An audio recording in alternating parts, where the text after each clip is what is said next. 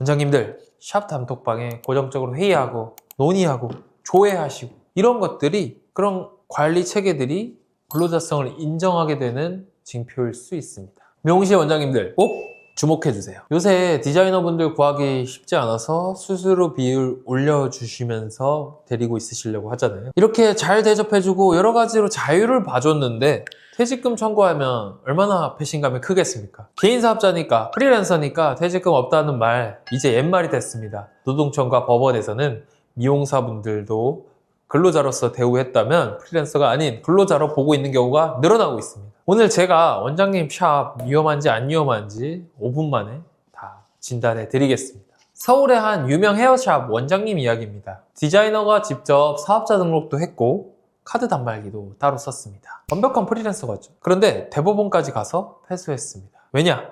출근 시간 어기면 벌금, 수요일마다 단체 교육, 단체 회의 참석, 샵 유니폼 착용 곳곳에 개인 사업자가 아닌 근로자로서 볼 징표들이 너무너무 많았기 때문입니다.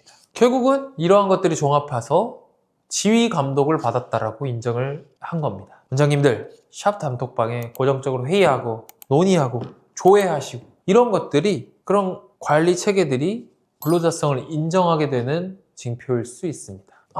억울하시고 네가 미용실을 운영해봤냐 라고 반문하실 수도 있습니다. 시대가 변하고 있고 법이 바뀌었다면 우리도 변해야 되지 않겠습니까? 자율권을 부여해 주셔야 됩니다. 예약 배정에 원장님이 개입하시면 안 됩니다. 디자이너가 직접 하시고 여러 가지 시간 조율이라든지 어려우시더라도 가격에 있어서도 디자이너가 산정할 수 있도록 도와야 합니다. 비품도 다 분리하셔야 됩니다. 물론 제가 조사를 해보면 미용사분들이 대부분 자기 가위 여러 가지 제품들 쓰는 거 저도 알고 있습니다. 그런데 이따금씩 회사의 용품이나 회사의 물품을 쓰게 하는 경우도 있는 것으로 확인됩니다.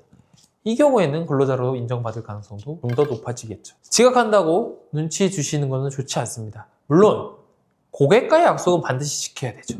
근데 근태관리가 그냥 고객과의 약속이 아니라 사무실 체계를 위해서 하는 거라면 조금은 위험할 수 있습니다. 물론 어렵습니다. 미용실은 손님과의 약속이 전제되어 있기 때문에 그냥 디자이너가 오고 싶을 때 오면 체계가 무너지기 때문인 걸 저도 잘 압니다. 그렇지만 어느 정도 유연함을 가지셔야 됩니다. 이게 안 된다고 하면 그냥 차라리 성과금은 주시되 포괄임금제처럼 근로계약을 체결하시는 방법도 있습니다. 특히 미용실은 매장 규정집 이런 것처럼 가이드나 매뉴얼 등이 문제가 되는 경우가 많습니다. 인사 잘하기, 청소구역 정하는 거 이 정도는 괜찮을 수도 있겠죠. 그런데 그 규정집에는 사실상 근로자로서 규율하는 내용이 전부 기재가 되어 있습니다. 그리고 근로자가 퇴사할 때 이것을 복사하거나 따로 준비해서 제출을 하는 경우 어떻게 되겠습니까?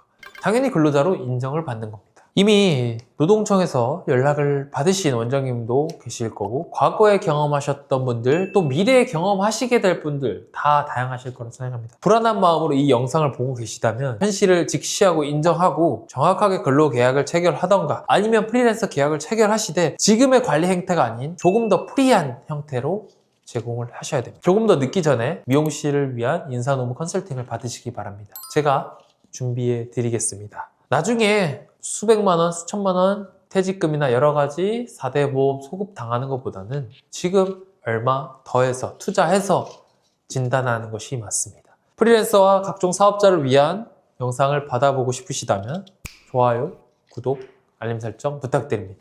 감사합니다.